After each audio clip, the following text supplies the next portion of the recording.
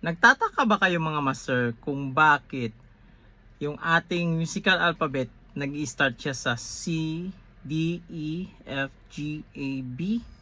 Bakit kaya ganon?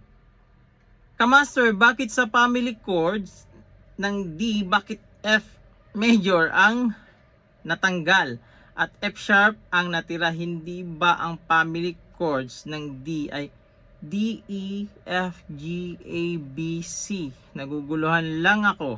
Yan, paliwanag daw natin. Marami rin ang naguguluhan dito. Kahit ako nung nag-start ako, naguguluhan din ako. Bakit hindi na lang gawing A, B, C, D, E, F, G? Yan yung ating lilinawin sa video to mga master. Kaya kung bago ka pa lang dito mga master, makinig ka para matutunan mo to mga master. Nagtuturo lang po ko base sa alam ko, sarili kong research experience. Nasa inyo na yan kung susundin nyo to o hindi ang may tinuturo ko. Let's go! Ito muna yung kailangan nating matutunan mga master. Unawain natin kung ano yung tinatawag na scale. Yan. Dahil meron itong kinalaman mga master sa ating tutorial ngayon. Yung mga material na mga scale, di ba? Pag sinabing scale at timbangan, sukatan, yung mga materials tayo na scale, di ba? Kailangan nating gumamit ng timbangan para malaman natin yung bigat ng isang bagay. At kailangan nating gumamit ng ganito, ruler. Yan. Para malaman natin kung ilang centimeter yung cellphone na to. Sabihin ko ganito, tingnan ko dito sa centimeter. So meron siyang 16 centimeter. Yan. Dahil ito yung sinabi dito sa aking ruler. Yan. 16. So, nasasabi ko na itong cellphone ko pala mga master is meron siyang 16 cm yung haba. At yung kanyang lapad is, titignan, meron siyang 7.5 na centimeter yung kanyang lapad. Yan, ito, taas. Oh, yung nakalagay dito. So pag may magtanong sa akin, alam ko yung isasagot ko kung ilan yung haba nito. Yung lapad. Kasi meron akong sukatan, meron akong ruler, nalalaman ko siya. Kasi pag may magtanong sa akin, ilan yung haba ng cellphone mo at yung lapad niya? Saglit lang. Kulang-kulang isang dangkal yung hataas niya. At yan, dito kasi hinlalaki lang yung haba, di ba? Yung get my point mga master. Iiba-iba naman tayo ng dangkal kasi iba-iba yung size ng dangkal. Hindi accurate. Pag meron tayong ruler, accurate. At pinapaniwalaan tayo kasi ito yung standard. So anong kinalaman nito mga master sa topic natin? Meron. So dito na tayo sa scale. Take note mga master. As beginners, hindi pentatonic scale ang una nating aralin. Makinig kayo. Ang aaralin talaga natin is yung tinatawag na major scale. Kasi siya yung ating foundation, siya yung ating sukatan. Kaya nalalaman natin yung mga scale ng lahat ng mga notes. Para maintindihan nyo, yung major scale natin is meron tayong C, D, E, F, G, A, B. Yan. Ito yung nakalagay sa ating C major scale. Bakit C major scale? Nauna yung C sa ating scale kasi siya yung merong mga perfect na mga nota. Natural notes kumbaga kung tawagin. Wala tayong nakikitang sharp dyan, walang flat. Tanong natin ka master.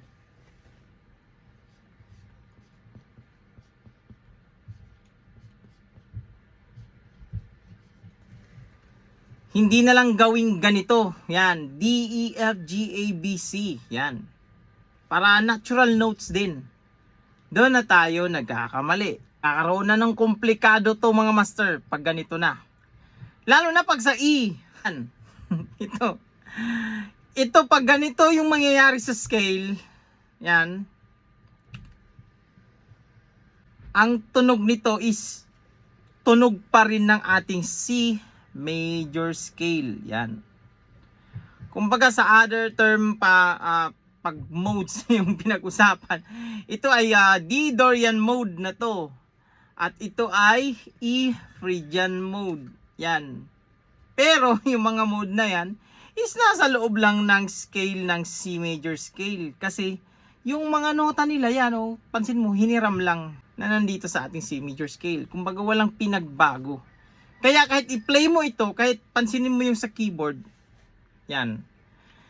Pag i-play mo yung keyboard, wag mong pindutin yung itim, puro puti. Kahit saan ka dyan maglaland at nasa C yung chords nyo, C progression yan.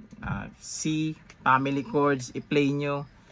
Kahit anong combination. Gagawin mo lang dun, kahit saan ka lang maglaland. Sumasapol kasi lahat ng yun, yung kulay puti is C major scale. Walang sharp at walang flat kasi kulay puti lahat. Ganun yung mangyayari pag ganito yung ginawa natin.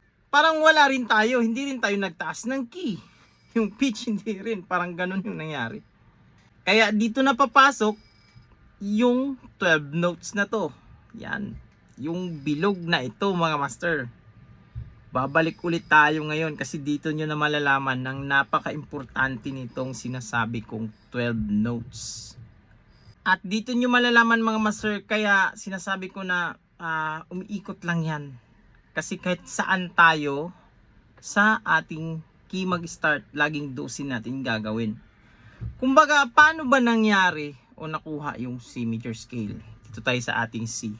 Kasi yung alphabet natin is nag-start lang naman talaga sa mga ating natural notes, di ba? Paglalagyan ko ng mga numero dito sa taas, yan, or tinatawag ding mga intervals nila. Pero saka na muna yon. Malalaman nyo lang din yung mga intervals na yon. Pero maglalagay ako ng 12 dito na mga number. So ang gagawin ko, kasi ititira ko yung mga natural notes. So gagawin ko dyan is tatanggalin ko yung ating C sharp. Yan. Tatanggalin ko yung aking D sharp. At tatanggalin ko yung F sharp. Tatanggalin ko rin yung aking G sharp. At yung panghuli, yung ating A sharp. So, ito na. Itong mga numero rin na to is nagre-represent din yan ng mga frets natin sa gitara. Yan. Or kahit sa ating mga keyboard. Yan. So, nilagay ko lang, tinira ko lang yung mga puti niya kasi dito kasi yung basis natin eh. Ito kasi yung starting ng scale. C major scale yung nag-start lahat. Napansin nyo, di ba? Ito first fret tapos meron tayong tinanggal na fret. Or sa piano, may nilaktawan tayo yung black na key. Kasi siya yung sharp, di ba? So, then dito na tayo sa pangatlong key. Nagbago ng nota D. Then, meron ulit tayong itim. So, pinanggal ko yan. Sa madaling sabi, ito yung mga naririnig natin na whole step. Yan. Whole step, then half step. Ito magkadikit lang sila. So, half step sila ng E at F. At meron tayong whole step ulit dito papunta sa ating G at whole step sa A. Whole step naman papuntang B.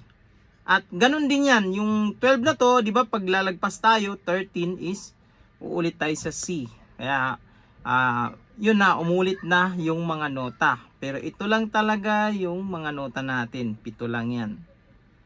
Kaya nakuha natin yung ating C major scale. Dahil doon sa mga distance na yun. Sa distance nila in between bawat notes. Meron pala tayong whole step, half step, whole step, whole step, whole step. Then, pag gusto natin kunin yung octave niya, meron tayong half step dito. Yan, ulit lang tayo.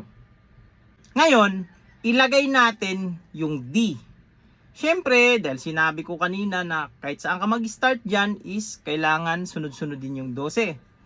So, gawin natin, sulat natin yung D. 12 pa rin. Yan, yung nasa bilog na yan.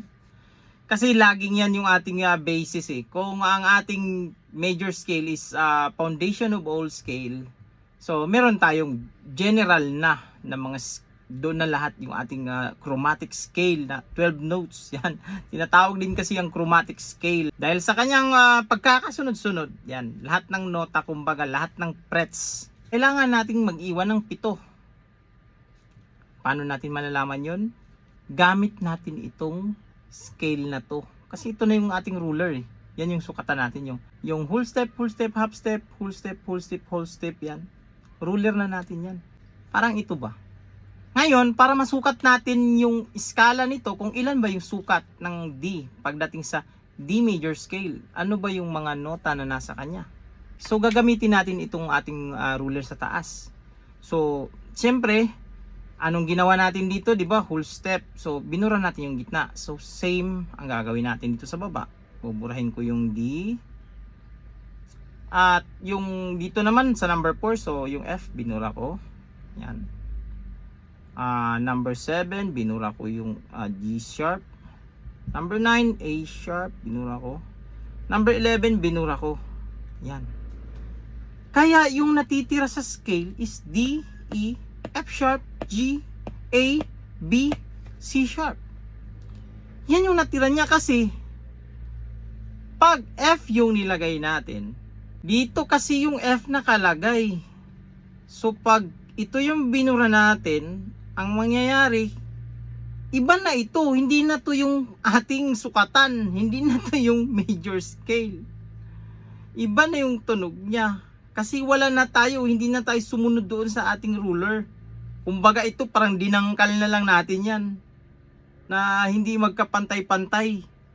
Oh. Lalo na dito, pag gagawin natin tong C dito, so di ba yung C nandito sa 11? Pag ito, binura natin, hindi na rin siya pantay. Kaya para magiging pantay siya doon sa ating ruler dito sa taas, yan, ito na yung ating ruler. So kailangan nating i-execute dyan yung ating F. Yan, pasensya na kayo mga masira. Nagpa-practice ako magsulat ng nakaganitong posisyon. Yan. Kailangan natin talaga siyang sundan kasi magsisintonado tayo pag i-play natin sa gitara. Ano pa ba yung maraming sharp? Yung E. Try natin yung E. Ito yung ating E. So, burahin ulit natin. Siyempre, doon tayo babase sa taas eh. Yan. Burahin ulit natin yung natapat. So ito. Ito yung natapat doon sa ating sukatan eh. Ito, burahin natin to. Din ito yung D, burahin natin So ito yung lumalabas pag nasa E tayo. Meron tayong E, F sharp, G sharp, A, B, C sharp, D. Di ba mga master? Nagkakaroon na kayo ng ngayon, ng may sense na, di ba? Kaya pala pag may kita tayo na E, merong G sharp. Bakit kaya? At ito na mga master, yung paggamit ng flat at sharp. Yan. Kasi baka sabihin natin yung G flat at F sharp same lang naman yan, so okay lang. So ito na yan, ganito na yan, magmamatter na yan, lalo na pag F major scale yung ating gagawin. Siyempre para malaman na natin kung paano ba yung tamang paggamit ng flat at sharp na yan. Ito yung F major yung kukunin naman natin. So again, burahin natin itong F sharp sa gitna nila kasi kailangan natin yung whole step, yung sukatan natin nasa taas. Yan.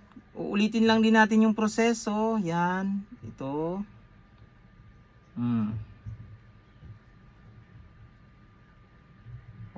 Ang natira sa atin is meron tayong F, G, A sharp, C, D, E. Pero parang may mali. 'Di ba? Kasi kung nakikita nyo sa ating sukatan is naka-alphabetical order sila. Naka-alphabetical arrange kumbaga. C, D, E, F, G, A, B. Ganon din sa ating D, D, E, F. Kumbaga yung mga nota lang talaga, yan ang babasahin natin. Yung pagkaka-arrange nila, D, E, F, G, A, B, C. E, F, G, A, B, C, D. Yan. Pagdating sa F, F, G, A, doble yung A. Kaya dito na papasok yung ating yung rules na to. Siyempre may rules din talaga sa music, lalo na pag magsulat tayo ng mga ganito, mga nota, pag notation na. So yung gagawin natin dito sa ating A sharp para magiging tama siya basahin. Kasi may na-missing tayo diyan eh. Sa alphabet, wala tayong B. Dumoble yung ating A. Gagawin natin, buburahin natin to, ilalagay natin yung B flat. Kasi yung A sharp at B flat is same.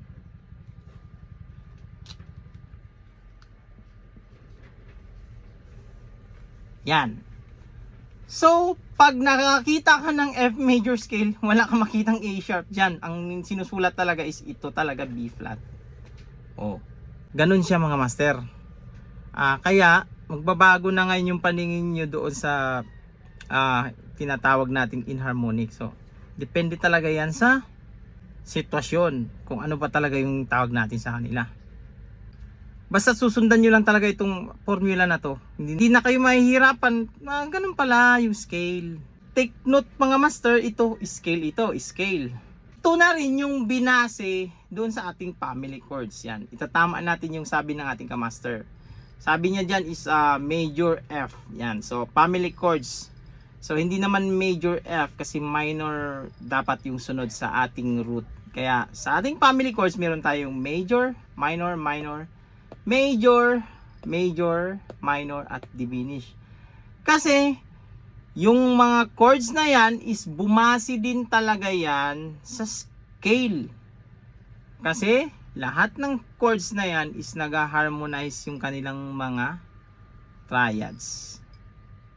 Ito yun, no? Oh, panoorin nyo yan para meron kayong dagdag din na idea.